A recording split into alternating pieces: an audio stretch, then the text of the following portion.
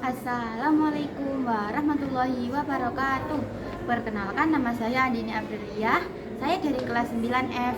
Hari ini saya akan mempresentasikan bab 5 tentang mengapresiasi peradaban Daulah Utsmaniyah. Gitu, Kak.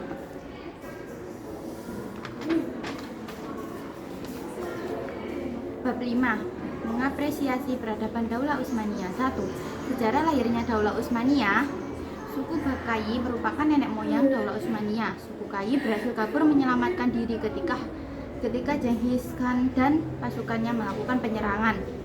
Daulah Utsmaniyah beberapa kali mengalami perpindahan ibu kota, di antaranya Sogut pada tahun 1299 sampai 1335 Masehi, Bursa pada tahun 1335 sampai 1413 Masehi, di Adrianopel pada tahun 1413 sampai 1453 Masehi, dan Konstantinopel pada tahun 1453 sampai 1922 Masehi. Maka dari itu, berikut ini upaya para pemimpin dari Daulah Utsmaniyah, diantaranya masa awal berdiri Daulah Utsmaniyah. A. Utsman I tahun 699 sampai 726 Hijriah atau 1299 sampai 1326. Memiliki sifat pemberani, adil, bijaksana, serta ikhlas, diberikan julukan Al-Ghazi, kesatria. Berhasil memperluaskan negara Turki, Kaisaran Byzantium. B. Orkan tahun 726 sampai 761 Hijriah. Bursa sebagai ibu kota kerajaan yang tadinya berada di Urah Hishar. C. Murad pada tahun 761 sampai 791 Hijriah. Seorang pemimpin yang memiliki sifat pemberani, mujahid, dermawan, serta rajin ibadah. D. Bayazid tahun 791 sampai 805 Hijriah. Beliau bersifat pemberani, pintar, dan baik hati. 3.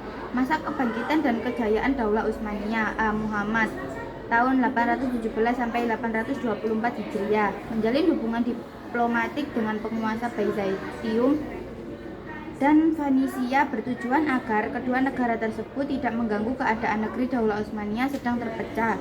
B. Murad tahun 824 sampai 855 Hijriah, luasan wilayah dengan prioritas merangkul wilayah Albania, usia kecil Valak, Hongaria. C. Muhammad atau Al-Fatih tahun 855 sampai 884 Hijriah, menerima mandat kekuasaan pada usia 12 tahun, mendapat julukan Al-Fatih.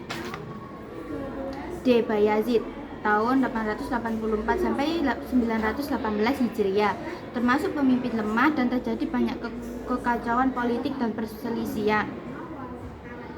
E. Salim tahun 918 sampai 926 Hijriah, termasuk khalifah yang dihormati. F. Sulaiman atau Al-Qanuni tahun 927 sampai 974 Hijriah, seorang legislator ulung.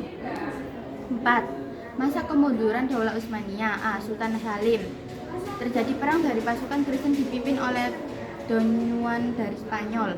Sultan Murad memiliki sifat kurang baik. C. Sultan Muhammad, banyak terjadi perebutan kekuasaan dalam keluarganya.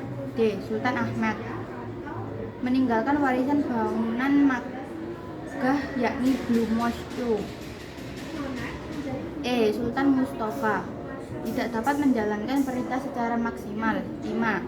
Masa keruntuhan Daulah Utsmaniyah yaitu dilanda berbagai krisis baik pada bidang ekonomi, politik, maupun militer, hingga akhirnya Kesultanan Turki memasuki masa reformasi di bawah perintahan Sultan Abdul Hamid dan keturunannya. Turki mendeklarasikan diri menjadi Republik Turki pada tanggal 29 Oktober tahun 1923, dibubarkan pada 3 Maret 1924. 6. Keteladanan diterapkan dari sejarah Daulat Turki Utsmani kehidupan sehari-hari, yaitu A. Bekerja keras dalam menetapkan sistem hukum pemerintahan, bekerja keras memperkuat negara melalui militer, membangun ekonomi atau negara, mewujudkan toleransi antar umat beragama, meningkatkan sains teknologi, menghargai bahasa dan budaya, menghargai arsitektur. Sekian presentasi dari saya.